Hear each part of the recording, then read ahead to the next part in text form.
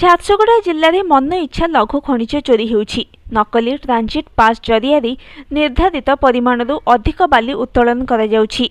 କାଗଜପତ୍ରରେ ବାଲିଘାଟଗୁଡ଼ିକୁ ବିଭିନ୍ନ କାରଣରୁ ବନ୍ଦ ଥିବାର ଦର୍ଶାଯାଉଥିଲେ ମଧ୍ୟ ସେଥିରୁ ମନ ଇଚ୍ଛା ବାଲି ଖନନ ହେଉଛି।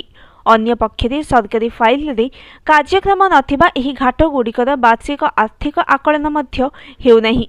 एने जिला खनि कार्यालय जोगाजोग कले कर्मचारी अभाव चढ़ाऊ संभव हो पार नथिबा उत्तर मिलुछि।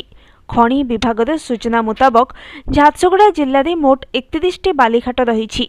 यह मध्यरु 15टी घाट सरकारी रेकर्ड कार्यक्रम थिबा बेले 16टी घाट बंद रही। एही 16टी बालीघाट मध्य 2टी खनन उपयोगी होइथिले ही विभिन्न कारणरू कार्यक्रम होई पारु नाही। बड़का 14टी घाटरे वैधानिक अनुमति नथिबारु सेगुड़िक कार्यक्रम नथिबा रिपोर्ट दर्शाଯାଇଛି। सेपटे कार्यक्रम थिबा 15टी घाट मध्यरु एबे 6टी बालीघाट विभिन्न कारणरू बंद थिबा बेले अन्य 9टी घाटरू बाली उठाण हेउछि। जिले में बालीर चाहिदा थिबा बेले विभिन्न शिक्षानुष्ठान समेत कंस्ट्रक्शन साइट रे बालीर बहुल व्यवहार हेउछि। केवल सेतिक नुहे झारसुगुड़ार बाली पड़ोशी जिला संबलपुर को भी जाउछि।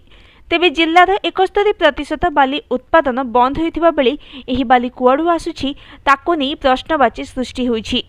कागजपत्र बालीघाट गुड़िक बंद थिबा दर्शा जाउथिले मध्य सेही बालीघाट गुड़िकरू बेधड़क बाली उठाण होई चालान करा जाउथबा सामनाको आसुछि। विभिन्न समय खनि विभाग और पुलिस धरपकड़ समय एहार प्रमाण मिलुछि। Bureau report news today.